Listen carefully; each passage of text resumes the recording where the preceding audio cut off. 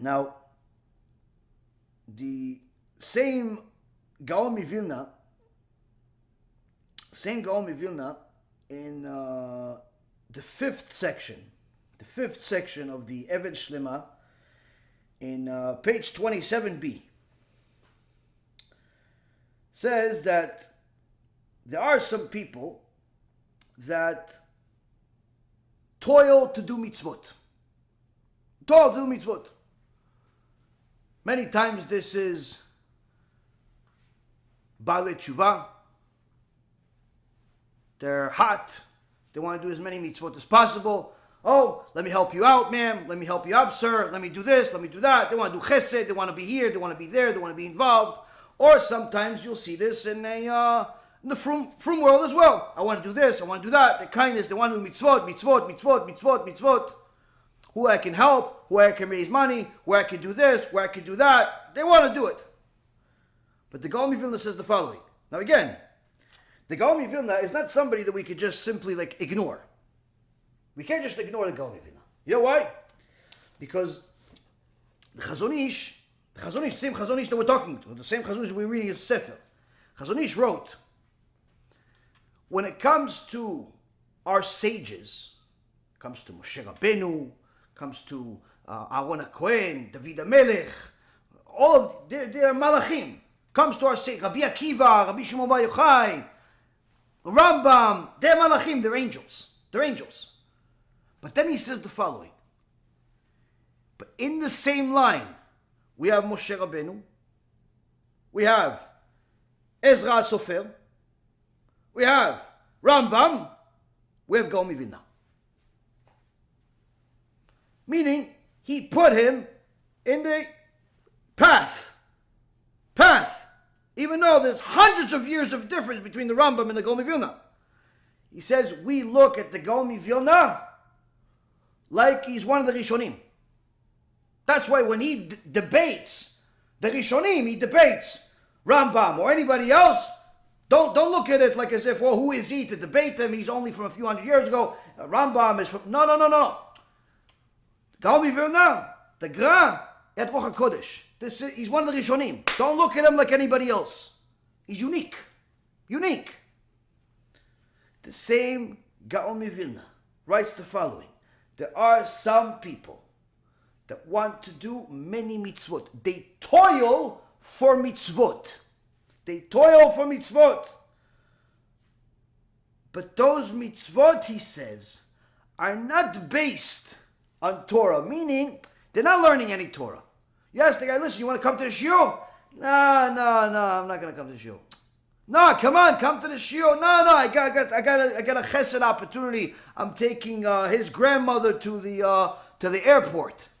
Yeah, but she could take a cab. You could go to the shiur to learn. No, listen, I can't. Okay, fine, next week. Tell me, you want to come to the shiur Torah?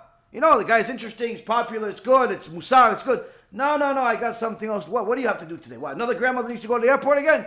No, I got to pick up groceries for Steve because Steve's busy with work and he's not going to be able to do it, and I don't want him to have shlom bayit problems, so I'm going to go pick up the groceries for him and drop it off at his house. Wait, so you can't go to Shiur Torah because you're picking up groceries? Why don't you just pay somebody to do it? No, come on, you got to do it yourself. Got to get your hands dirty. That's the real chesed. No, Habibi. Learning Torah is chesed for yourself. No, you're extreme. No, I'm doing the mitzvot. You could go learn, don't worry. Or best yet, you want to come to the shiur? Listen, I'll come for 5 minutes. 5 minutes? A 2-hour shiur, you come for 5 minutes? What are you going to do in 5 minutes? Smoking a cigarette takes longer than 5 minutes. No, I'll come for 5 minutes. And he sits there, 5 minutes, 10 minutes, he's playing with his phone, not even listening to the shiur. That's the type of people that some people... When it comes to doing chesed, giving somebody a ride, buying groceries, raising money for somebody, he loves it, she loves it. There's an opportunity to get an event together for the community, gathers everybody together, make sure she calls everybody to come to the event. Come, this is support for Judaism, this, that. Good, right? Gaon Mivilna says the following. There are some people, they toil for mitzvot, toil for them, but they don't learn Torah. Those mitzvot are not based on their Torah learning. They're based on just doing good things. On them it is written, the Gaon Vilna says, Prophet Isaiah, chapter 1, verse 11, Lama li rav zvechim yomar Hashem. Why do I need your numerous sacrifices, says Hashem. In so many words, who needs your kindness if that kindness is not going to come from your Torah learning? If that kindness that you are expressing is only because it soothes you, it's only because it fits your mental capacity, it's only because it agrees with your heart and your feelings, but now because of my Torah, who needs it, Hashem says? Who needs it? That's what HaKadosh Baruch Hu says. You have a problem? Go to Gaon Vilna. He'll give you a private shiur. Rabotai Yekarim. We have one of the Gdolei Olam telling us that without learning Torah, we are in deep trouble. We are in very, very deep trouble. Because we don't even know how to express the good character traits that we're learning. Now, the Gaon Vilna had a lot to say, Baruch Hashem. When one of his Talmidim learned the Reshit Chochmah, Masechet Gehinom with him, the student got descriptions of the details, which the Gaon Vilna also talks about in his Even Shlema. The student got so scared that he passed out. So once he woke up, he told the Rebbe, you scared me so much. It was dangerous. So the Gaon Vilna says to him, what do you think? Because you passed out, I'm going to change the truth for you? Number one, everything that I said to you is true. Number two, it's much more than what I said. Meaning, the truth is even more than what I said. So, the Gaon was never steering away from the truth. It doesn't mean that he didn't care about Am Yisrael. He sacrificed his whole life for Am Yisrael. His whole life for the Torah itself. But the point is, Rabotai, is that when the Chachamim say something, they're not just saying it in passing. They're not just saying it just because it sounds good, or perhaps it's going to get them a new clip on YouTube. They didn't have YouTube in those days. When they said something, Rabotai, they said it in such a way that they made sure that you understood that this is significant. Now, one of the things that I see from a lot of young people is that do tshuva, or even if they come from frum backgrounds, once they watch our shiurim, they start learning some mussar they never learned before, and they start doing tshuva, and they start getting stronger when it comes to tikkun habrit, when it comes to learning a little bit, and it comes to doing different things, which is good. But for whatever reason or another, the people feel like if they are growing in Mussar, if they are growing in their Torah, and the world around them doesn't grow with them, then that makes everybody else inferior to them. That type of mentality is Mussar without Halacha.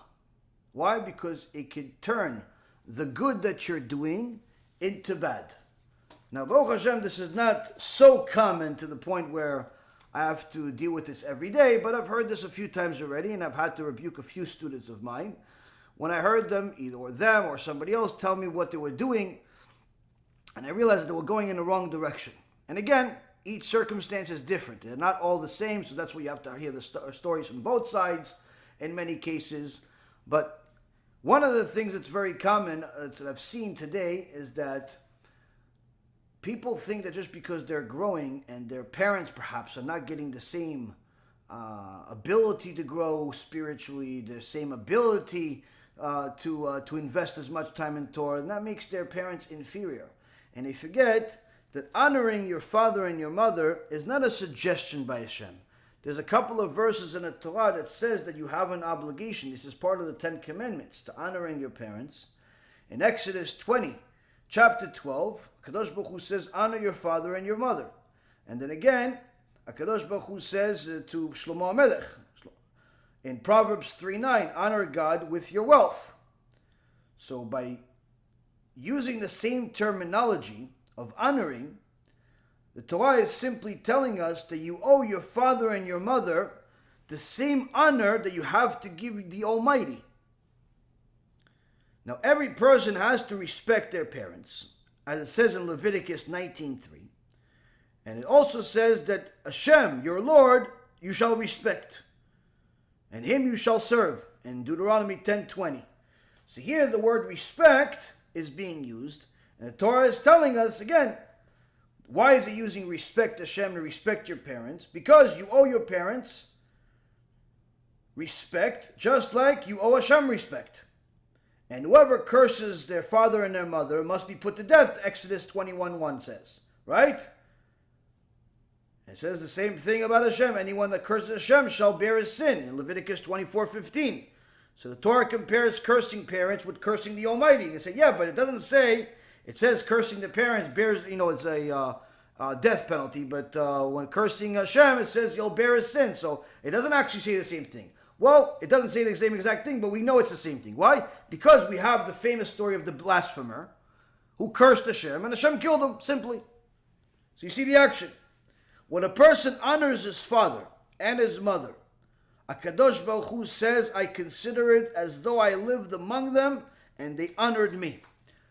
Which means that when you're learning Torah, when you're learning Mussar, when you're learning all these good things, but you're not implementing this Mussar the right way. You're learning Torah, but that Torah is making you more egotistical. That Torah is making you more of a chauvinist. That Torah is making you more of a show-off, conceited, and all of these other things. Lo b'shamayim. Your Torah is not from Shamayim. It was better off you didn't learn. Why? Because it's supposed to be Torah with Halacha. You're supposed to be a representative of Hashem. By you learning Torah, you're supposed to, in essence, show the world how the Torah is softening you, making you a better person. But if you learn in Torah is making you a worse person, you're nasty to everybody, you yell at people, you tell them they're nothing because you think you know more than them, that's not Torah. That's not Torah. And unfortunately, this happens sometimes with people's parents. Rabbi Eliezer HaGadol says, if my father says, bring me a drink of water, and my mother says, bring me a drink of water, which one should I give? Which one? Answer is, leave your mother's honor for a moment and fulfill the honor of your father. Why? Because both of you are obligated to respect your father. So he doesn't say, disrespect your mom. Just that if there somehow you're getting tested from Shamayim by both of them are asking for a drink at the same time and there's no way for you to give them both at the same time, then go give it to your father and then give it to your mother. Why? Because that's Mussar with Halacha. Now you can say, yeah, but my mom is nicer to me. Maybe I should give it to her first. My mom is the... No, there's Mussar and there's Halacha. And you have to combine the two. Now, one of the things that a person needs to know when it comes to honoring their parents, why is it in one of the 10 Commandments? Because it's not only something that Hashem says, if you honor your parents, it's like honoring me. If you dishonor your parents, you're dishonoring me. But more than that, honoring your parents is in essence one of the ways that we validate the Torah to the world at large. As it says in Psalm 138:4, all the kings of the earth will acknowledge you, God, because they heard your statements. So it doesn't say statement, but rather it says statements, plural. So when the Holy One, blessed is He, says, I am God, your Lord, and do not have any other gods before me, in Exodus 22, all the nations of the world said, He's looking for His own honor. So all of the heretics, and I've had conversations with some of them, they say, what kind of God punishes? What is He, sadistic? Why does He give you a world that you can sin? If He wanted you to do good things, let Him just give you the ability to do good things. make you a robot in so many words? Why is he going to punish you for following a desire that he gave you?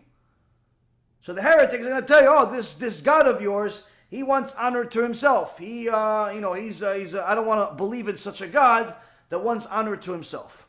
So there's a verse in the Torah that deals with such people, where when it says that HaKadosh Baruch Hu says to honor Hashem, all of the naysayers said, look, your God is looking for honor.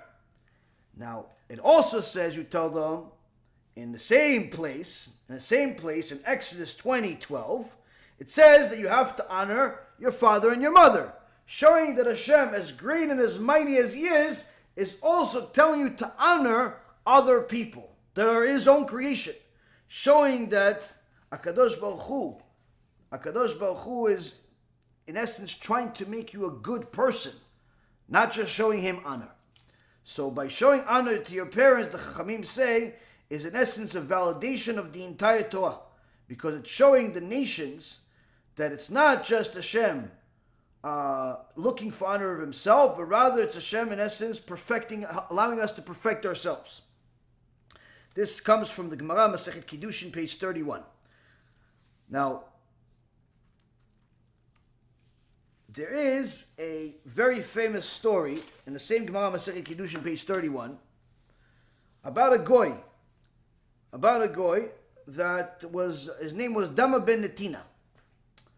Dama ben Netina was a person that the Chachamim say, if you want to know about what we're supposed to get to as far as honoring parents, at the very least we need to get to that level. Why? One time the Chachamim were looking for a special jewel because the Kohen Gadol lost one of the jewels in the Choshen. So those jewels were very unique, and they found out that this guy, Dama ben Netina, has this special jewel. So they came to him, and they said to him, listen, we're looking for this jewel. So he said, okay, I want, let's say X amount of money, $100,000. They said, deal. He didn't know what they needed it for. He didn't know that he could pretty much name any price. So he said, $100,000. He said, okay, deal. Okay, so he goes to get this jewel, but he sees that his father is sleeping on top of the key. And he doesn't want to wake him up, so he comes back, and his Dama ben Netina says, I'm sorry, I can't sell you the jewel. He says, why not? Because I can't sell you the jewel. I can't. My father's asleep. I can't do it. Listen, you can wake him up. No, Chas v'shalom, can't wake him up. We'll give you $200,000. We need it for the Kohen Gadol. It's not us. That's a big deal. Can't. $200,000. We double the price. No. $300,000. No.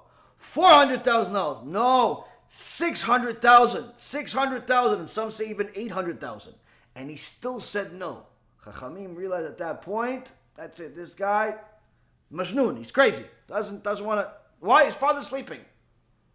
His father's sleeping on the key. He's not going to wake him up. They left. The Chachamim were amazed at how much honor he showed his father that he didn't want to wake him up. He lost $600,000 to $800,000 in profit because of this. HaKadosh Baruch Hu blessed him. A year later, one of his cows gave birth to a red heifer, to a red cow, perfectly red cow, which they need in the Bet HaMikdash for the sake of purifying the people. There's only 9 in history have been born, red cows, and he had one of them. Chachamim came to him, and this time this Dama ben Netina knew exactly what he has in his hands. And he said to him, listen, we heard you have a red cow. It's a kosher cow. We want it. We want to buy it from you. He tells them, I know that I can charge you any price that I want, and you'll pay for it. But all I want is just to make up for the lost money that I missed out on last year. That's all I want. Deal. So you see that this Dama ben Netina had great Mussar, had good traits. The Chachamim say, if a goy that's not obligated to honor his parents to the same extent as a Jew, not only honors his parents, but gets rewarded by HaKadosh Baruch Hu for doing so. Look, he honored his parents, he honored his father when he doesn't have to. And clearly HaKadosh Baruch Hu rewarded him by giving him a priceless possession like the red heifer. So he's not obligated, and he did it, And HaKadosh Baruch Hu rewarded him. And we already know from Rabbi Chanina says that surely Hashem rewards a person that fulfills the mitzvah when he's obligated to do it much more than when he's not obligated to do it. Why? You would think the opposite. You would think that the guy that's not obligated to do a mitzvah, he gets rewarded more than a guy that is obligated. Wrong. Why is it wrong? Because the guy that's obligated to do a mitzvah also has the evil inclination telling him not to do it. The Satan comes to him and says, don't go to the Shiur Torah. Yeah, but I need to go to Shiur Torah. Don't go to Shiur Torah. But I need to go to Shiur Torah. The guy that's not obligated, there's no Yetzirah. Yetzirah says he's not obligated. Who cares what he does? Who cares what he does? Yeah, but he's going to get a reward. Okay, so let him get a reward. He's not obligated. Yetzirah doesn't interfere. This is also, as a side note, also why it's much easier for Noahites to learn a Shiur Torah than for Jews. A Noahite can listen to an 8-hour shiur straight without sleeping or even coffee. A Jew, 8 minutes sometimes is too hard. Why? Yetzirah is very different. It doesn't mean that they don't have a Yetzirah at all, but it's very, very different, worlds apart. Why? The Jew is obligated to learn Torah to a much, much higher extent. Much higher extent than a Noahide. The point being is that HaKadosh Baruch Hu is telling us, if you fulfilled my mitzvah, when you're obligated, the reward is much higher. That doesn't mean that you won't get a reward if you fulfill the mitzvah when you're not obligated. You'll get it. It's just not going to be as high. So here the Chachamim are telling us, look at this. This Dama ben Netina, he didn't even have a mitzvah to do it. He doesn't have to honor his parents to such an extent. And still Hashem rewarded him so handsomely. How much more so would Hashem reward us if we honor our parents as much as he did, especially when we're obligated? Now you see, Rabotai, without having Mussar combined with Halacha, we're not even going to know we have to honor our parents. Why? Because you could learn to be nice, but then you're going to say, okay, so I should be nice to my parents no matter what. That's not true either. Why? Because sometimes you have the unfortunate circumstance where your parents are anti-Torah, and they tell you to do anti-Torah things like drive me to the mall on Shabbat, or cook me a pig, or something like that. You can't do it. Yeah, but didn't you just say I have to honor my parents? Yes, you have to honor your parents, but in accordance to Halacha. If what your parents are telling you to do is in accordance with Halacha, you have to honor them the highest you possibly can. But if what your parents are telling you to do is against Halacha, then you're not allowed to honor them. Not allowed to honor them. What about if they sin on their own? Let's say, for example, if your father, perhaps he's dishonest somewhere, or he did something that's unbeknownst of a Jew. Does that mean that you're allowed to dishonor him? Absolutely not. So much so that my own rabbi told me, he said, even if somebody's mother is a prostitute, he still has to show her honor. To that extent. Even if his mother's a prostitute, he still has to show her honor. Why? She's not doing it in front of you. She's not doing it in front of you. She's not telling you to be a prostitute. She's not telling you to do something against Hashem. She's making a mistake on her own. That doesn't mean that you're allowed to dishonor her. You see, Rabotai Karim, is that it's very easy for us to judge everybody else and not judge ourselves. That's what happens when you only have Mussar without Halacha. But when you have both, you could literally become an Ish Kadosh. You can become a holy person, holy woman, holy man, and so on and so forth. This is one of the greatest things about Torah, is that it never ends. It never ends. It always helps us in every single thing that we can. But we have to stay loyal to it. We have to stay loyal to it by dedicating our time, our resources, and everything we possibly can. But most importantly, dedicating our decisions to it. Do not make a decision without making sure that it's in accordance with the Torah. Now, make sure that in accordance with the Torah means in accordance with the Torah, not in accordance with what you think is the Torah. Because that is the last part that happens many times. Where you see there's certain people that they start off good, they do tshuva, they convert, whatever the case may be, and little by little they grow. Little by little they grow, and they figured that they outgrow their original rabbi that helped them do tshuva, that helped them convert, or both. And they say, listen, I'm not going to listen to the rabbi anymore. I'm too busy. I got to learn my Gemara. I got to learn my Mussar. I got to learn my Halacha. I got to learn everything else. And I'm going to be my own rabbi. Rashi is going to be my rabbi. Rambam is going to be my rabbi. And Rabbi Yosef Karo is going to be my rabbi. And I'll pick a few poskim. Why? Because I'm beyond the shiurim. I'm already 10, 20 years already into the Torah world. The rabbi is still talking about things from 20 years ago for me. I've passed the rabbi.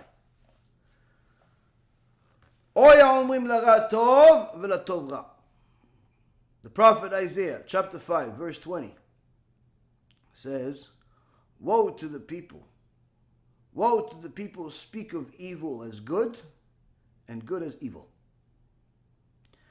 There are unfortunately people that get ahead of themselves. They think that just because they did a certain amount, they paid their dues, if you will, they've graduated to the point where they don't need instructions. They could just be their own rabbi, or they could just tell their rabbi what to do, or they could talk down to the rabbi, and so on and so forth. There's no bigger mistake than that. There's no bigger mistake than that, because simply you can take your entire 10, 20, 30 years of learning Torah and that entire Gan Eden that you built and throw it in the garbage. Why? You just lost Olam Haba.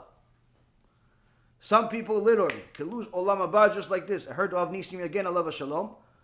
When I first heard it, I started shaking. Why? The way he said it, and I knew it's 100% source-based. It's not like, oh, he's just trying to scare the crowd. 100% he says, listen, he was doing it already for decades. He built community. He says, you don't understand how easy it is to lose Olam Haba. He says, you can lose Olam Haba just like that. And unfortunately, Rabotai Karim, sometimes that's exactly what happens. A person can build themselves an Olam Haba for 10, 20, 30 years because he's doing good mitzvot, she's doing good mitzvot, do good. But at some point, they figured that they know enough Mussar and Halacha that they don't necessarily need to check. They could just do. Mistake. You always have to check. With who? With the rabbi. And not just the rabbi that you like, and not just the rabbi that's closest, not just the rabbi that agrees with you. You have to make sure that's 100% the halacha. Because if you're wrong, you could literally lose Olam Haba. On the smallest things, or what we think is the smallest things. Because with those smallest things can literally be a mistranslation to the extent of you will say that the good is bad and the bad is good. And that's why the prophet Isaiah continues in the following verse, Oy chachamim be'enehem. Woe to those who are wise in their own eyes. He says, woe to the people who speak of evil as good and good as evil. And then he says, woe to those who are wise in their own eyes. Why do they get to the point that they see evil as good and good as evil? Sweet as bitter, bitter as sweet, and so on and so forth. Why? Because they became wise in their own eyes. They became wise in their own eyes. They figured, no, I'm already past the shulim. I'm not a beginner anymore. They think that just because they did a few mitzvot, they passed. That means you have not learned anywhere near enough Mussar as you think, and even more so, you haven't even graduated the point of Mussar to know that your Mussar has to always be connected with Halacha. Has to be connected with Halacha. So long as those two are not connected, you're not even at beginner's level yet.